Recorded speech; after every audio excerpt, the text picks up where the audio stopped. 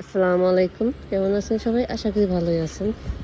তো প্রতিদিনের মতো আমিও ভালো আছি। তো ছাদে চলে আসছি। আজকে ভিডিওটা আমি ছাদ থেকে শুরু করে নিচ্ছি। তো এখানে এই যে ছাদে কচুর গাছটা কিন্তু আবারও হয়ে গেছে, আর এটা কিন্তু রোদে মরে গেছিল। তো বৃষ্টি হওয়াতে কিন্তু আবার গাছটা ঠিক হয়েছে।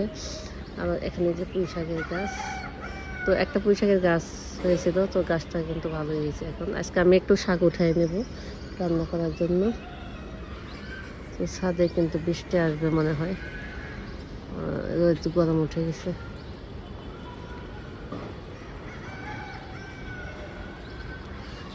তো এখন আমি শাকগুলো কেটে নিচ্ছি।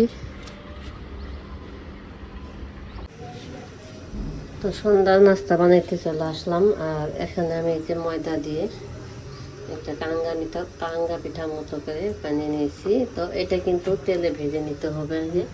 তো তেলে ভেজে কিন্তু আমি এই যে শিরার জন্য আবার চিনি রেডি করে রেখেছি। তো আগে এগুলো ভেজে নেব, তেলটা গরম হলে। এখনো ভালো মতো গরম হয়নি।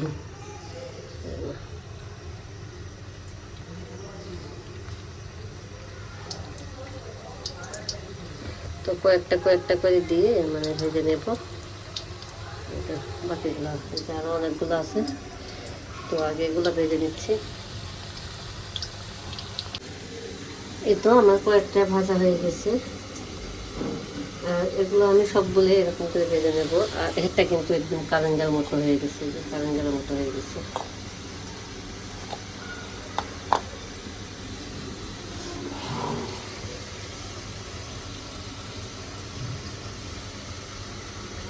তো চিনি শিরাটা করে দিয়ে দিয়েছি, আর এটা কিন্তু একটু ঠান্ডা করতে হবে, তাহলে চিনিটা একদম গায়ে গায়ে মানে শক্ত হয়ে লাগবে। এই যে চিনি শিরাতে দিয়ে দিয়েছি, এখন একটুখানি নিচে রেখে মানে চিনিটাই করে নেব। তো এই যে সন্ধ্যার সময় এই যে পিঠা বানিয়ে নিলাম, কারাঙ্গা পিঠা, আর এই যে চা করে নিলাম, সাথে দুধ চা।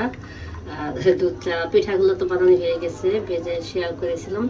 তো এখন পিঠার সাথে চা চা বানিয়ে নিলাম, দুধ চা বানিয়ে নিলাম। তো দুধ চা দিয়ে আর পিঠা দিয়ে খাবে, পিঠা খেয়ে তারপরে দুধ চা খাবে। তো এতে চাটা হয়ে গেছে, তো এখন দিয়ে দেবো। তো সন্ধ্যার নাস্তা কিন্তু আজকে পিঠা আর চা করে নিলাম।